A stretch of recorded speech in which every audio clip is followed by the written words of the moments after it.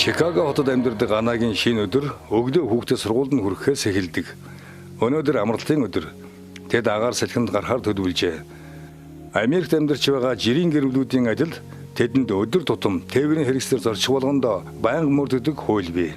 Хэрвээ энэ кар одоо аюулгүй судал хэрэглэхгүй явж ивэл хөдөлгөөнд орохыг хориглон тийм үү? Хөдөлгөөнд орохыг хориглон цагдаа зогсооно. Тэгээд ямар арга хэмжээ авах вэ? Онцгойлолттой олролт хорогдог. Тэгэхээр энийг бол заавал хэрэгжилж явах хэрэгтэй гэсэн үг тийм. Үгүй зүгээр ер нь хуулийнхаа хувьд заавал биелүүлэх ёстой гэдэг үүднээсээ биш хүүхдийн аюулгүй байдлыг үдэн хамгаалж. Одоо ямар ч машин дээрээс ийм тэмдэг байгаа. Энийг харж байна. Энэ хоёр юу байгаа бэ тийм? Хар сэтний тэмдэг байна. Тийм бай. Энэ бол энэ артлын энэ жижиг бэхлэгээ энэ шиг орж ирэх хэвээр энэ чинь ийм төмөр байдаг. За. Энэ ингэж хогцондож байна. Тэгээ энийг ийшээ хийгээд нэгсний дараа чангалчихж байгаа. Тэгэхээр энэ дээр хөдөлгөөнгүй. Энэ том хүүхд учраас энэ одоо 3 бүс гэж ярьж байгаа байхгүй энэ. Хөлн дээр ингээд энэ бүсээр давхар бүсэлж өгнө. Америкт хүүхдийг төрсөн цагаас нь Америк нэгдсэн улсын иргэнэд тооцож аюулгүй орчинд амьдрах зорчих эрхийг хуулиар хатуу тогтоож өгсөн байдаг. Үүний нэг нь автомашины арын суудалд хүүхдийг авч явдаг аюулгүй суудал. Америкчууд энэ суудлыг хэрэгж заншсанаар автомашины ослын үед бага насны хүүхдийн амь нас эрсдэх магадлал нь маш ихээр буурсан тооцоо байдаг юм байна. Энэ хуулийг Америкчууд маш сайн сахидаг. Хэрвээ энийг зөрчсөн тохиолдолд эцэг их байхаа эрэгтэй нь хүртэл ярих тийм тохиолдлууд зөндөө гарч байдаг. Өнөөдрийн дугаараараа бид энэ асуудлыг хөндөж та бүхэнд үзүүлэх болно.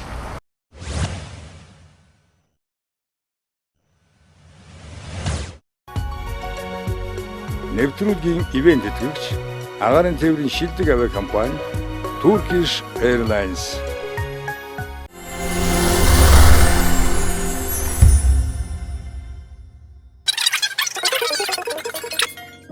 Хүн төрөлхтний түүхэнд асар их гай гамшиг авчирсан дэлхийн 2 дугаар дайнд 60 гаруй сая хүн өргөдсөн гэж түүхчид үздэг.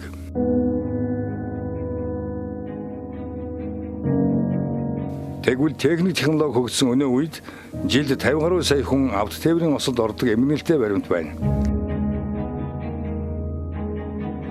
Тэднээс жил бүр 260 мянган хүүхэд зураагүй зураг, тоглоогүй тоглоом, биелээгүй мөрөөдөл, эзэгнээгүй тавилантайгаа цуг хорвоог орхидог.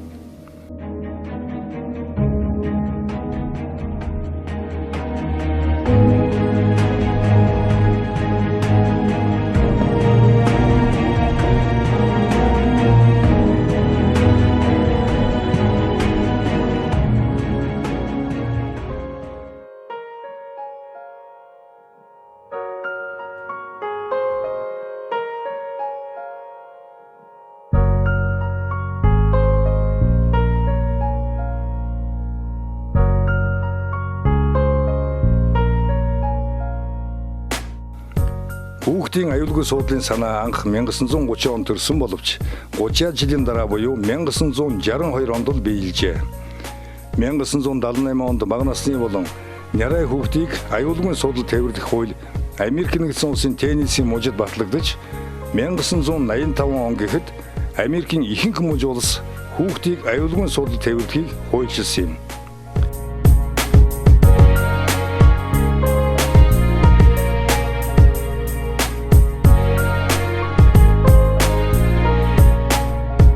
Do you have any car seat or anything when you were? No. машины суудлыг хэрэглэж байсан уу?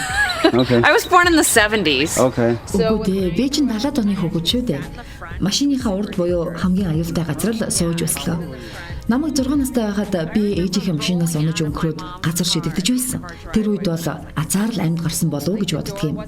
Намайг том болсон хойно биднийг арын суудлаар суулгаж байх хууль гарсан л да. Хэрвээ одоо хүүхдийг машины ард хүүхдийн суудал суулгалгүйгээр аваад явбал яах вэ? Замаас гаргаж байгаа дүрм зөрчсөн гэж өндөр торгуул төлөх мэдэгдэх хуудас өгч таарна. Тийм биз дээ. Машины суудал бол одоо зайлшгүй байх ёстой стандарт зүйл гэсэн үг үү? Тэгэлгүй яах вэ? Энэ бол зайлшгүй байх ёстой зүйл. Бүх хүмүүс машины суудалгүйгээр хүүхдээ авч явахаа болсон. Хэрвээ би хүүхдээ найзтай хамт сургуулиас нь авахар болвол нөхрийнхөө машины суудлыг аваад явдаг л да. Бидний ихэнх нь хамгийн багадаа машины 2 суудалтай байдаг. Хүүхдийн суудлыг ашиглах болсон шаардлага нь бас дээр үед хүмүүс харьцангуй бага хурдтайгаар жолоодлох хийдэг байл. Намайг бага байхад ийм хотуудад 25 км/цагаас илүү хурдтай явдаггүй байсан. Одоо бол 40 км/цагийн хурдтай явж байна шүү дээ. Иймээс хүмүүс хурдтай явж байгаа болохоор машины суудлах хэрэгцээтэй зүйл болж өргөн дэлгэрсэн юм. Машины суудал ямар үнэтэй байдаг вэ? $60 эхлэх болов уу? Жишээ нь энэ гэхэд $150. Яагад гэвэл энийг хүүхдийнхээ өсөлттэй тохируулж хэрэглэдэг юм. 8 жил ашиглах боломжтой гэсэн үг. Зөвхөн хөлд орж байгаа хүүхдийн насных нь 60-аас эхэлдэг баха. Тэгээд томорхоор нь шинийг авах эсвэл нэг хүмүүсийн тохируулж болдгийг авч болно. Yeah. Хүүч эдэн настай юм бэ? Одоо 10 сартай. 10 сартай. Тэгээд 10 сартай 32 паунд. оо тийм. Ингээд байна. Гадагшаа гарахтаа бол заавал карситэй гэж юм. Тийм заавал карситэй зөвхөн тэгээд бүсдээсээ бүгдийг зүүсэн байх шаардлагатай. Тэгээд энэ болохоор ямар карситэй юм бэ? Энэ болохоор зүгээр нөө юу infant гэдэг дөнгөж төрсөн хүүхдийн дараа арай том болох хоёр дахь нь юм байна тийм. Хоёр дахь шат байх нь. Суудл энийг 40-40-оос 30-аас дээш паунд байвал урагшаа сууж болно. Үгүй чинь угаасаа тэгээд 30-аас доош паунд тоошоо заавал тоошоо суух хэрэгтэй. Суудлын даруулга хийгээгүй урд суудлын зорчигч жолоочийг Америкийн нэгдсэн улсад дунджаар $25-аас $50 торгодог. Харин хүүхдийг аюулгүй суудлд хэвэрлээгүй тохиолдолд дунджаар $50-аас $75 торгодог. Невада мужид хамгийн өндөр торгуултай. Хүүхдийн зорчих аюулгүй байдлыг хангаагүй эцэг эхийг тэнд $100-аас $500 торгох юм уу? 10-аас 50 цагийн албадан хөдөлмөр хийгддэг байна. Яагаад гэвэл бага насны хүүхдийг автомашин тээвэрлэхдээ нас жиндэн тохирсон зориултын суудлыг хэрэглэх нь генетийн осол гэмтлээс урьдчилан сэргийлж хүүхдийн гэмтэж бэртэх магадлалыг 75% бууруулдгийг эрдэмтэд тогтоожээ. Pretty much he's big enough now to where he can use. Одоо хүмүүс овоо том болоод байна. Тиймээс энгийн суудлын бүс сүүж болно. Суудлан ч өөрөө бэхэлгээтэй. Энэ нурууны хэсэг, энэ суух хэсэг нь томрох тусам нь өөрчилж болно. Та Монгол явахдаа үүнийг авч явдггүй. Тийм ээ, бид Монгол руу явах хүртээ хүүхдийн судлаа авч явдаг. 100 болгон гэр бүлээрээ Монгол руу 3-аас 4 сарын хугацаатай явдаг юм.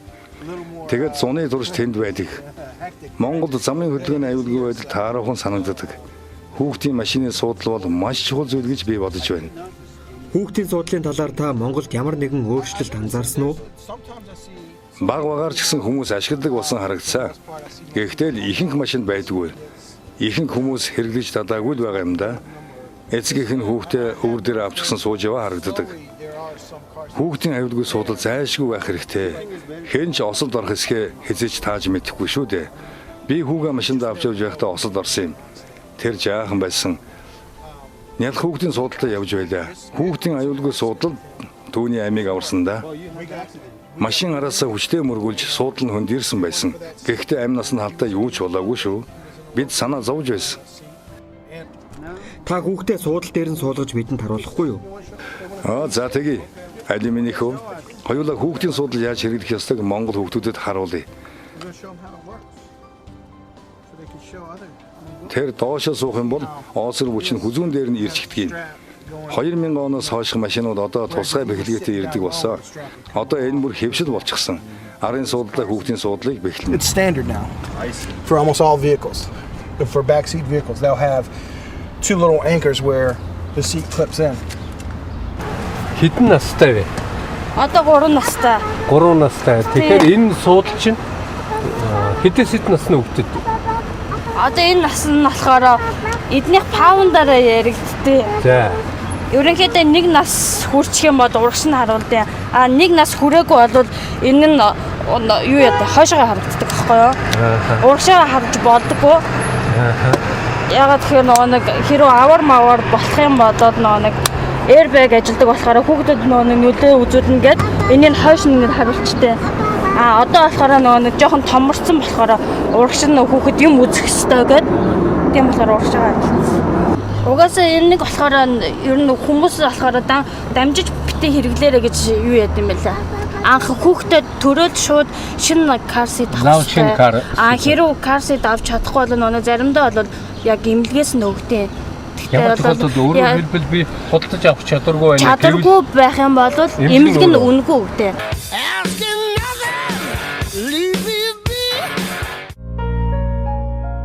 Амарцсан их болон түүний гэр бүлийг эмнэлгээс гаргахад нь хүүхдийн аюулгүй суудлыг хэрхэн ашиглах тухай видео хишээл орж хэрэглээг нь эцэг эхчүүдэд танилцуулдаг.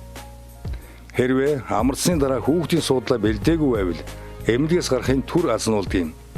Шинээр хүүхдийн суудлал худалдан авах боломжгүй гэрвэл тодорхой материал бүрдүүлээд эмнэлгээс хуучин суудлал авч болдог байна.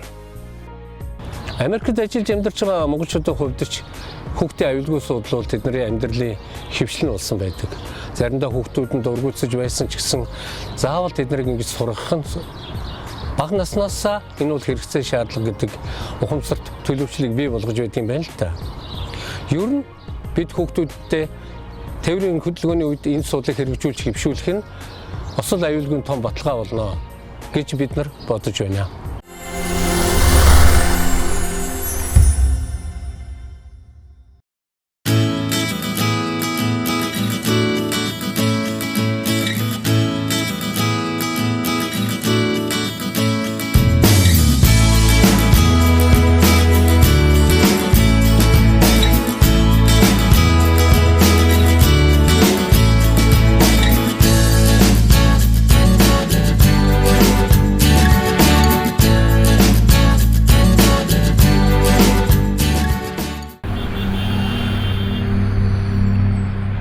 Монголчууд бидний хувьд хүүхдийн аюулгүй суудлын талаар саяхнаас л ярьж эхэлж байна.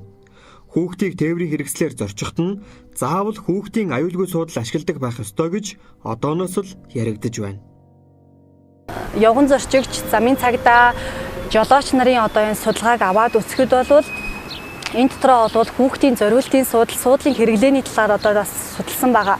Энэхүү судалгаанаас харж байхад бол 2010 оны суурь судалгаагаар хүүхдийн зориултын суудлын бусны одоо хэрэглээ бол 82.9% нь одоо иргэд одоо хэрэгэлдэггүй байхгүй гэж хариулсан байгаа. За тэгвэл эргээд энэ судалгаагаа бид нар 13 онд давтаад хийхэд бол 79% нь бол байхгүй хэрэгэлдэггүй гэсэн байгаа. Энээс бол ингээ хараад үзэхэд бол хэдий ингээ тодорхой хэмжээгээр хүүхдийн зориултын суудлыг хэрэглээ нэмэгдсэн ч гэсэн энэ үзүүлэлт бол энэ тоо бол маш хангалтгүй, туйлын хангалтгүй байгаа юм аа. Хүүхдийг одоо зориултын суудлал суулснаар бол нэр хүүхдийг 70 хүртэл хувиар хамгаалдаг. За тухайн одоо жолооч мөн жолоочийн хажууд сууж байгаа зорчигчдыг бол 50% хамгаалдаг. Бага болон өсвөр насны хүүхдийг бол 54-аас 80 хүртэл хувиар хамгаалдаг ийм их ач холбогдолтой. Замын цагдаагийн газрын мэдээгээр 2015 оны эхний 6 сард хүүхэд өртсөн осол 583 гарч 28 хүүхэд нас барсан байна. Гэмтэж бэртсэн 555 хүүхдийн 43.6% нь буюу 7 хүртэл насны хүүхдүүд байжээ. Энэ бол өөдөөс харан бүлтэлцэж байгаа нялх хүү. Охины чинь хувь заяа эцэг их таны гарт атгаастай байна гэсэн үг юм. Үр хүүхэдтэй хайргүй хэн байх вэ? Гэхдээ эцэг эхчүүдийн бодлогогүй, анзаарахгүй занг журамлаж хязгаарлах шаардлагатай нэгэн гэр чинь хүүхдийн аюулгүй суудал билээ. За car seat буюу одоо тэр монголчууд одоо хэлэхээр бид нар тэр чи хэрэгжилж сураагүй гэдэг. Зүгээр бид нар хүүхдэд тэрэл явчихсан. Сураагүй гэдэг. За дээрэс нь манай монголч нөгөө нийгэм ер нь хэцүү шттэ дандаа л нэг юм амьдралын болцоо муутай хүн болгон тэр car seat-ийг аваад хийхгүй ч гэсэн хүүхдийнхээ эрүүл мэндийн төлөө хэрв тэр хүүхдийг автомашинд аваа явж байгаа бол хийхээс өөр ямар ч арга байхгүй. Тэр бол тодорхой стандарт, тодорхой эрсдлийг тодорхой одоо урьдчилан хараад тэрнээс урьдчилан сэргийлээд car seat гэдэг юмыг стандартыг хийцэн бахад тэрэн дээр хүүхдэд тавиа явцсан бахад үгүй ядаж автомашины автосол байлаа гэж бодоход цонхоор шийдэгддэггүй. Хэвчлэн одоо тэгэл тэврээ явж байсан хүүхд тэдэн метрийн цаана тэгээ хэвтчихсэн ингээ хэвтчихсэн. Тэдэн метр шидэгдсэн эцэг ярьж байна. Суудлын бүс дээрээс нь car seat-тэй явж байгаа тохиолдолд зүгээр гэмтэл бага үүснэ гэж хэлэхгүй ч гэсэн үгүй ядаж хүүхд цонхоор шидэгдэх юм уу ямар нэгэн хүндрэлээс л тодорхой хэмжээгээр хамгаална. За манайд бол ерөн зам тээврийн осол гэмтлээс олж ирж байгаа хүүхдүүд бол ихэнх нь юу автослоос шалтгаалсан хаалгаанд орох үйц хэмжээний хүүхдүүд дандаа мөчтийн гэмтэлтэй хүүхдүүд бол тэгж ярьдаг. За дээрэс нь тархины гэмтэлтэй хүүхдүүд бол заавал хэвтэн эмчлүүлэх шаардлагатай болон гавл тархины нэцэлд орохоор ийм хэмжээний хүүхдүүд л манайд ирж хэвддэг. Одоо хүүхдээ харж хандж байгаа эцэг эхчүүд бол ер нь хэцүү шүү дээ. Одоо гэмтээд орж ирж байгаа хүмүүсийг бид нар одоо цагнах хэцүү. Дандаа л эцэг эхийн хариуцлагагүй байдал. Дамаа одоо 5-аас доош насны хүүхдүүд бол өөрөө бие аваад явах чадваргүй улсад бол дандаа хүнд гэмтэл авцсан орж ирж байгаа. Энэ бол эцэг эхийн хариуцлагагүй хараа ханалт муу байдлаас 100% шалтгаалж байгаа. Алтан гэрэл гэдэг энэ залуу амьдралын шаардлагаар хүүхдийн аюулгүй судал ашиглаж эхэлсэн. Мэдээж эхэндээ жаахан төвөгшөөмөр л байж. Гэвч хайртай хөвгүүдээ аюулгүй зорчуулах эцгийн сэтгэл энэ хэрэглээнд дорхноо дасжээ. Манайх 3 хүүхэдтэй, том нь 6-тай, 2 баг нь 3-тай. Тэгээд бүс ашигласны ач холбогдол бол хүмүүс нөгөө нэг жолоо барьж явах үед анхаарлаа сонирхох байх. Дээрээс нь хүүхдээ аюулгүй байдлыг бүрэн хангасан юм давуу талтай. Тэгээд тэр давуу талууд нь болохоор хүүхдүүд ингээд машин барьж байгаад арын судал шуугилдах, зоодолдох, эсвэл дундлын сандлаар орж ирэх юм уу тэр үед жолооч анхаарал сарндаг. Тэр юмнаас хамгаалах юм зорилготой байна. Тэгээд хүүхдүүд өөрөө манай 2 хүү бол тэгээд дотор нь унтаал явчихдаг шүү дээ хөдөө бол. Тэгээд нэг сая бид нар хөдөө явах нэг 10 цаг орчим тасалтгүй суухад бол нөхдүүд бол нэг тийм төгшөөхгүй л байлээ. Тэг яг ганц төгтөм жоо хөдөлгөөнийг хязгаарлаад байдаг болохоор хүүхд жоохон дургүй байж магадгүй. Гэтэ уг нь аюулгүй байдлаа бодвол одоо тэр бол харьцуулахад арай жижигхэн л асуудал баймаар санагддаг.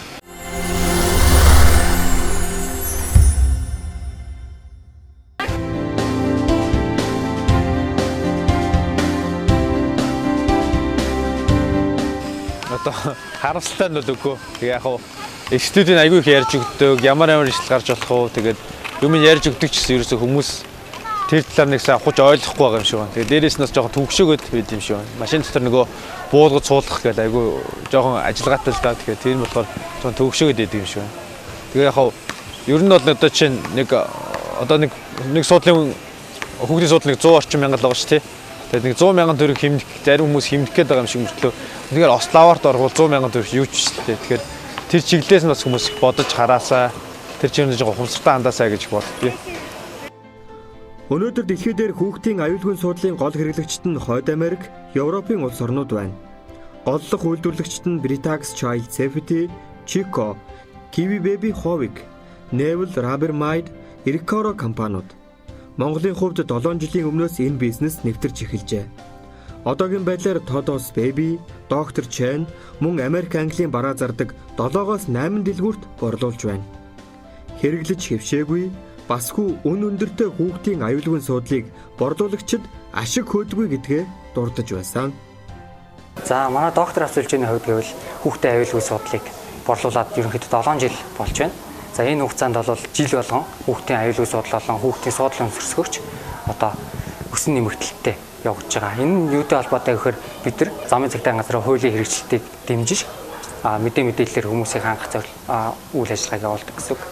За тэгээд одоо энэ хүн нэмэгдэлт маань юугаар илэрж харагдаж байна вэ гэхээр жишээлбэл 2014 онд бүтэн жилийн хугацаанд 2000 ширхэг одоо хүүхдийн суудал буюу аюулгүй суудал борлуулагдсан байдаг.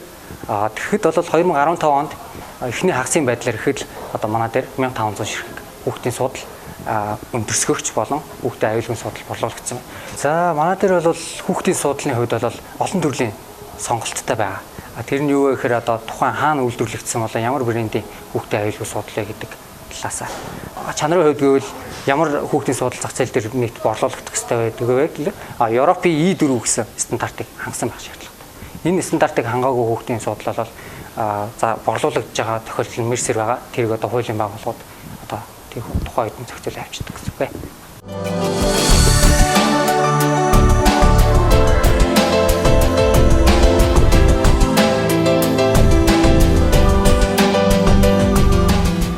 Сүүлийн үед иргэд хуваарай хүүхдийн аюулгүй суудлыг оруулж ирээд онлайнаар худалддаг болсон. Түүнийг дагаад хуурамч барааны аюул эрсдэлч нэмэгдэж байгааг анхаарахаас аргагүй шүү. Бид хөгжилтэй орны иргэчийг амьдраагүй ч учрах эрсдлээс өөрсдөө хамгаалахын тулд тэднээс суралцаж болохгүй нь юу билээ? Авах хүнд нэг ч үг эрдэнэ гэдэг шиг энэхүү нэвтрүүлэг маань танд шин санаа, шин мэдээлэл өгсөн гэдэгт найдаж байна. Бид яагаад заавал хууль дүрм батлагдахыг хүлээх ёстой гэж өнөөдрөөс эхлээд хүүхдүүдээ хүүхдийн аюулгүй судал ашиглан хамгаалцгаая. За car seat буюу одоо тэр монголчууд одоо хэлэхээр бид нар тэр чиг хэрглэж сураагүй гэдэг. Зүгээр бид нар хүүхдэд тэрэл явчихсан. Сураагүй. За дээрэс нь манай монголч нөгөө нийгэм ер нь хэцүү шттэ. Дандаа л нэг юм амьдралын болцоо муутай хүн болгон тэр car seat-ийг аваад хийхгүй ч гэсэн хүүхдийнхээ эрүүл мэндийн төлөө хэрв тэр хүүхдийг автомашинд аваа явж байгаа бол хийхээс өөр ямар ч арга. Манай орны хүүхдийн суудал чинь өөрөө тухайн үйлдвэрлэгч одоо байгууллагаас шалтгаалаад янз бүрийн үнэтэй байдаг. Наазах нь хамгийн хямдхандаа гэхэд бараг 150-аас 180 мянга л байгаа. Тэгээл дээшээгээ бол 500 мянга гараад энэ хоёрын оронд болохоор хэлбэлцдэг. Энэ нас иргэдэд бас ахудаас үн өртөг ихтэй байх боломж нөхцөл бас байдаг. Тийм учраас одоо энийг бол хүүхдийн зориултын судлыг одоо бодлогын төвшөнд одоо хөнгөлтөө үнээр лизингээр тийм ээ ийм нөхцлөөр оруулж иж иргэдэд одоо албан шаардлагаар бүгднийг нь бол хүүхдэд бол эцэг эхчүүдэд бол өгөх ёстой гэж бодож байгаа. Энийг бол бодлогын төвшөндөөс авч хэлцэх ёстой.